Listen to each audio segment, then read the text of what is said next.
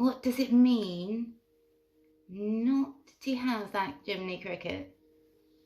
No conscience, no guilt, no remorse, no shame.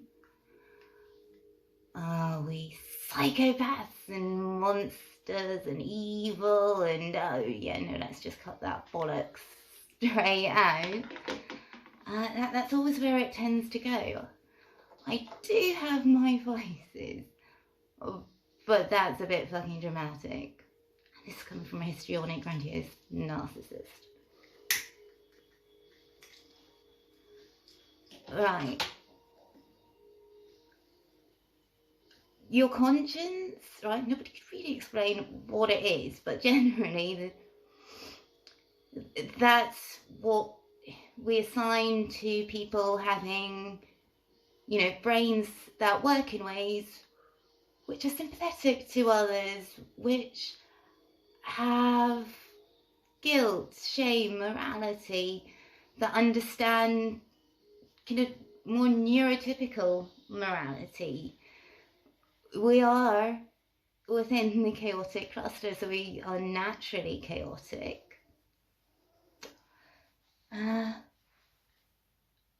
Does that come down to that we don't have these barriers to our ego? Yeah, most likely. Of course it does. Our brains work differently. There is experiences that we can't have, we don't relate to. So we have subconsciously studied human behaviour this, you know, all our lives to try and react to different situations because we lack those Jiminy Crickets. They don't mean you don't care about people. It means you don't have effective empathy. It means you have to mask. I don't really like that term in some situations. I would, you know, probably just call it, you know, sometimes you've got to be on your best behaviour, right? It's true for neurotypicals too, to less of an extent. Right. And in not having this empathy and these kind of moral boundaries and being very hedonistic and chaotic by nature and not having these barriers to ego and only understanding other people from our own perspective and the way that we experience the world is going to cause problems. Of course it is. Right, last year I was diagnosed with type 1 diabetes because my pancreas just randomly decided to, you know, fuck off and die. Nobody has turned around to me and said, oh, well, my pancreas has just produced sugar. That's what it should do. What? Nobody would. That'd be insane. It can't do something it's just not capable of. It's lost that function. This is the same. This is the same thing. Right? Yes, it is. You got mental health condition. It's not different than having a physical condition. There is emotions that are outside of our capacity because there is deficiencies in our brain. Those deficiencies are neither inherently good or inherently bad. It's just a different pathology. Right. You might choose not to do something that could hurt someone because you don't want to hurt them.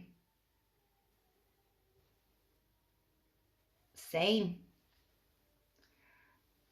You know, how you reason that comes down to how you interpret the world. You know, you might have empathy. You know, you might look at someone and you might be able to feel what they're feeling or be affected by their feelings, which, yes, it does seem quite nuts to me. That's because I don't have effective empathy, obviously, you know. But I can look at how someone, you know, what emotions they're showing, and can understand, yeah, okay, they're upset about something. You know, I can only try and help them in ways that help me. And if that's not the way I would respond, I've got problems trying to deal with it, because I don't know what the fuck is going on. And if you happen to be neurotypical and around us, that's probably a lot of the feeling that you're having. Right? Not being able to understand differences of behaviour and then applying the moralistic standards to it. That is what happens all the time to us. Isn't helpful. It's not helpful or beneficial to us or to you. Now, what I mean by this is we've got to just understand that there's a pathological difference. What works for someone who is neurotypical isn't going to work for someone who's neurodivergent. You know, how I'm going to respond in a situation is as someone with HPD and NPD who you know, I'm literally mad, right? You can't then tell me, okay, well, you should feel sorry. You should feel guilt, shame, remorse for it.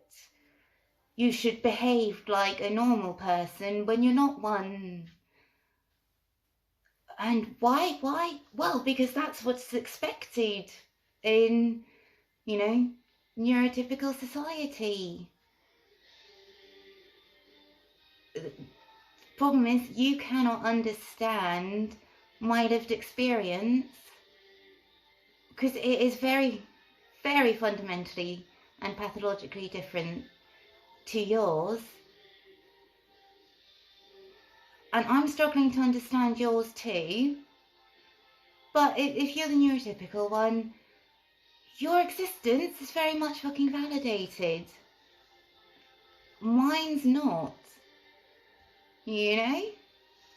Treatment for cluster B is, you know, contrary to popular belief, it's actually about cluster Bs being able to accept who they are, accept their emotional reactions, and try and find healthier ways to live with them. It's not about trying to pretend to be normal. So normal people are more comfortable. And it's not a fair thing to expect of anyone in your life to not be who they are on a pathological level, or to believe in the things you believe in, or to always put you first, or vice versa. Sometimes people have differences of opinion. That happens. Sometimes people respond differently in the same situation. Sometimes emotions bounce off each other in positive ways and negative ways. This happens in all relationship dynamics. Everybody will have people they instinctually like, people they just don't get on with.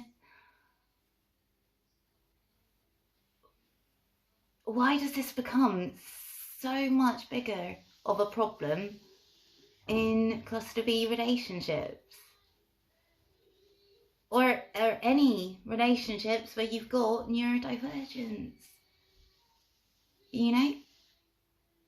you know, if you were talking to someone with autism, right, you would expect them to be a little less empathic. You would expect them to maybe say some things and not understand why people are getting upset by them. You would expect them not to respond the same way as neurotypical students to humour. You know, a lot of autistics don't have the Jiminy Cricket either, but people go, yes, but they're still loving and it's just a problem in their brain. Right? When, by and large, neurotypical people go through depression, people understand it.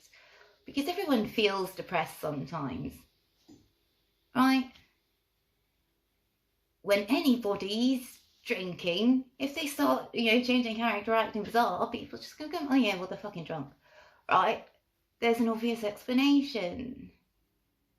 If I need to monitor my blood sugar and use insulin, it's because I'm a type 1 diabetic. My pancreas just doesn't do that. Nobody questions it. But when it comes to neurodivergence, there is an expectation for us to act like it doesn't exist, like it's not there. You are talking about how we experience life. It's our personality. It's not something that can change to something it's not. A neurodivergent person cannot become a neurotypical person. I was going to say, you know, a neurotypical person can't become neurodivergent, but yeah, no, you can actually go crazy. Don't, you know, if you can avoid it, try not to. Or, you know, get one of the really, really fun kind of crazies, I guess. Right. Back to the subject at hand. We need to accept neurodivergent people think different. And in terms of not having empathy and not responding the same way to rules and not having the same moral standards and having different emotional reactions, we need to stop demonizing it. You need to stop expecting like a neurotypical response to it and understanding that, you know, the best way forward is actually understanding our differences and what they mean.